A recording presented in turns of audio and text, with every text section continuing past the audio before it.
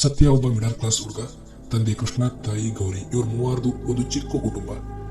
ಸತ್ಯ ದುಡಿಯೋಣ ಅಂತ ನೆಲಮಂಗಲದ ಹತ್ರ ಕೆಲಸ ಮಾಡ್ತಾ ಇರ್ತಾನೆ. ಅಪ್ಪ ಅಮ್ಮ ತನ್ನ ಹುಟ್ಟೂರಾದಂಥ ಚಿಂತಾಮಣಿಯಲ್ಲಿ ಇರ್ತಾರೆ. ಸತ್ಯಂಗೆ ಮದುವೆ ಕೂಡ ಇನ್ನೂ ಆಗಿರೋದಿಲ್ಲ. ಜೂನ್ 27, 2017 ಸತ್ಯ ಎಂದಿರಂತೆ ಕೆಲಸ ಮುಗಿಸ್ಕೊಂಡು ಮನೆಗೆ ಬರ್ತಾನೆ. ಮನೆಗೆ ಬಂದು ನೋಡಿದ್ರೆ ಪೋಸ್ಟಿಂದ ಒಂದು ಕಾಗದ ಬಂದಿರುತ್ತೆ. ಏನಿರುತ್ತೆ ಅಂತ ಅವನು ಕೂಡ ನೋಡಿದ್ರೆ ಅವ್ರ ತಂದೆಯವರು ಒಂದು ಲೆಟ್ರ್ ಬರ್ದು ಕಳಿಸಿರ್ತಾರೆ. ಸತ್ಯ ನಿನಗೆ ಮದುವೆ ಮಾಡಬೇಕು, ಅದಕ್ಕೋಸ್ಕರ ನಾಳೆ ನಿನ್ನ ಎಂಗೇಜ್ಮೆಂಟ್ ಮಾಡಬೇಕು ಅಂತ ಇದ್ದೀವಿ, ಆದಷ್ಟು ಬೇಗ ಬೆಳಿಗ್ಗೆ ಬಾ ಅಂತ ಹೇಳ್ತಾರೆ. ಆದರೆ ಸತ್ಯ ರಾತ್ರಿನೇ ಹೋಗೋದಕ್ಕೆ ತೀರ್ಮಾನ ತಗೊಳ್ತಾನೆ. ಬಸ್ ಸ್ಟ್ಯಾಂಡ್ಗೂ ಹೋಗ್ತಾನೆ. ಬಸ್ ಸ್ಟ್ಯಾಂಡಲ್ಲಿ ಬಸ್ಸು ಫುಲ್ ಆಗಿರುತ್ತೆ. ಅದಕ್ಕೋಸ್ಕರ ಅವನು ಗಾಡಿಲೇ ಹೋಗೋದಕ್ಕೆ ತೀರ್ಮಾನ ತಗೋತಾನೆ. ಟೈಮು 11:40 ಆಗಿರೋದ್ರಿಂದ ಅವನ ಫ್ರೆಂಡು ಸಜೆಷನ್ ಮಾಡ್ತಾನೆ, ಗಾಡೀಲಿ ಬೇಡ, ಬೆಳಿಗ್ಗೆ ಮಾರ್ನಿಂಗ್ ಬೇಗನೆ ಹೋಗಿಡುತ್ತೆ ಅಂತ ಹೇಳ್ತಾನೆ. ಆದರೆ ಸತ್ಯ ಇಲ್ಲ, ನಾನು ಈಗಲೇ ಹೋಗ್ಬೇಕು ಅಂತ ಹೇಳಿ ಹೊರಡ್ತಾನೆ. ಆದರೂ ಕೂಡ ಅವನ ಫ್ರೆಂಡು ಹೈವೇ ರೋಡಲ್ಲಿ ಹೋಗು ಅಂತ ಕೂಡ ಸಜೆಷನ್ ಮಾಡ್ತಾನೆ. ಆದರೆ ಸತ್ಯ ಸ್ವಲ್ಪ ಜಿಪುಣ ಆಗಿರೋದ್ರಿಂದ ಯಾವುದು ಶಾರ್ಟ್ ಕಟ್ಟೋ ಆ ರೂಟಲ್ಲಿ ಹೋಗೋಣ ಅಂತ ತೀರ್ಮಾನ ತಗೊಳ್ತಾನೆ. ಅವನು ಎದ್ದಿದ್ದು ನೆಲಮಂಗಲ. ಈ ನೆಲಮಂಗಲದಿಂದ ಸ್ವಲ್ಪ ದೂರ ಮುಂದೆ ಹೋಗ್ತಾನೆ. ಅಲ್ಲಿ ಒಂದು ದಾರಿ ಸಿಗುತ್ತೆ. ಈ ಮುಳ್ಳಿನ ದಾರಿಯಲ್ಲಿ ಅಂದರೆ ಈ ಕಾಲ್ ದಾರಿಯಲ್ಲಿ ಹೋದ್ರೆ 6 ಕಿಲೋಮೀಟರ್ ಕಡಿಮೆ ಆಗುತ್ತೆ ಅಂತ ಹೇಳ್ಬಿಟ್ಟು ಆ ರೋಡಲ್ಲಿ ಹೋಗೋದಕ್ಕೆ ಶುರು ಮಾಡ್ತಾನೆ. ಹೀಗೆ ಹೋಗ್ತಾ ಸ್ವಲ್ಪ ಮುಂದೆ ಹೋಗ್ತಾನೆ. ತುಂಬಾ ಕತ್ಲಾಗಿರುವಂತ ಒಂದು ರೋಡ್ ಅದು. ಯಾರು ಜನ ಕೂಡ ನಡೆದಾಡೋಲ್ಲ. ಯಾವುದೇ ರೀತಿ ಹಳ್ಳಿ ಕೂಡ ಇಲ್ಲ. ಕತ್ಲು, ಗಂಭೀರವಾದ ಗಾಳಿ ಬೀಸ್ತಾ ಇರುತ್ತೆ. ಎಲ್ಲೋ ದೂರದಲ್ಲಿ ತೋಳ ಕೂಗೋ ಶಬ್ದ ಕೂಡ ಕೇಳಿಸ್ತಾ ಇರುತ್ತೆ. ಹಾಗೆ ಸಾಗುತ್ತಿರುವಾಗ 2 ಕಿಲೋಮೀಟರ್ ಮುಂದೆ ಹೋಗಿದ ತಕ್ಷಣ ಒಂದು ದೊಡ್ಡ ಹುಣಸೆ ಮರದ ಕೆಳಗಡೆ ಒಬ್ಬಳು ವೃದ್ಧೆ ಕಾಣ್ತಾಳೆ. ಅವ್ರಿಗೆ ಆಕೆ ಹೇಗಿದ್ಲು ಅಂತಂದ್ರೆ ಬಿಳಿ ಸೀರೆ, ಕಪ್ಪು ಮುಖ, ಹಣ್ಣಣ್ಣಾದ ಮುದುಕಿ. ಅವಳ ಕೈ ತೀವ್ರವಾಗಿ ಕಂಪಿಸ್ತಾ ಇರ್ತವೆ. ಆಕೆ ದಾರಿಗೆ ಬಂದು ಸತ್ಯನ ಕೇಳ್ತಾಳೆ, ನಿಲ್ಸಪ್ಪ ತಮ್ಮ, ನಾನು ಮುಂದೆ ಸ್ವಲ್ಪ ದೂರ ಹೋಗ್ಬೇಕು, ಅಲ್ಲಿವರೆಗೂ ನನಗೆ ಡ್ರಾಪ್ ಕೊಡು ಅಂತ ಕೇಳ್ತಾಳೆ. ಸತ್ಯನಿಗೆ ಸ್ವಲ್ಪ ಕರುಣೆ, ಸ್ವಲ್ಪ ಭಯನೂ ಕೂಡ ಇತ್ತು. ಯಾಕೆಂತಂದ್ರೆ ಈ ಕತ್ಲಲ್ಲಿ ಈ ಮುದುಕಿ ಯಾರಿರ್ಬೋದು ಅಂತ ಅವನಿಗೊಂದು ಸ್ವಲ್ಪ ಭಯ ಕೂಡ ಇತ್ತು. ಆದ್ರೂ ಕೂಡ ಸರಿ ಆಯ್ತು, ಕರ್ಕೊಂಡು ಹೋಗ್ತೀನಿ ಅಂತ ಹತ್ತಿಸ್ಕೊಳ್ತಾನೆ.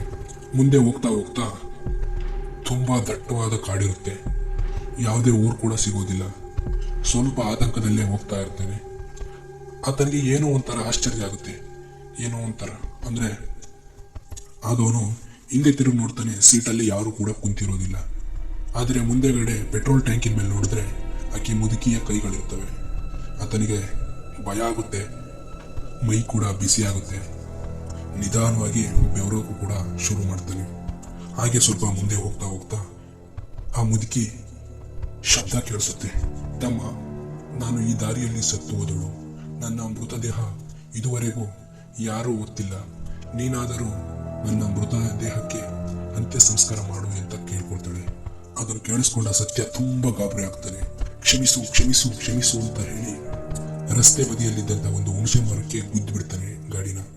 ಆಗ ಮೋರ್ಚೆ ತಪ್ಪಿ ಕೂಡ ಬಿದ್ದುಬಿಡ್ತಾನೆ.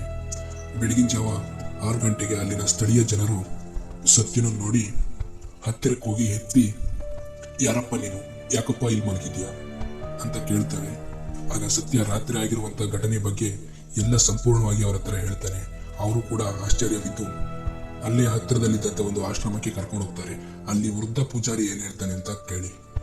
ಈ ದಾರಿಯಲ್ಲಿ 1997 ಜುಲೈ ತಿಂಗಳ ಅಮಾವಾಸ್ಯೆ ಎಂದು ಒಂದು ವೃದ್ಧ ಮಹಿಳೆ ಅಪಘಾತಕ್ಕೆ ಸಿಕ್ಕಿ ಸಾವನ್ನಪ್ಪಿದ್ದಾಳೆ.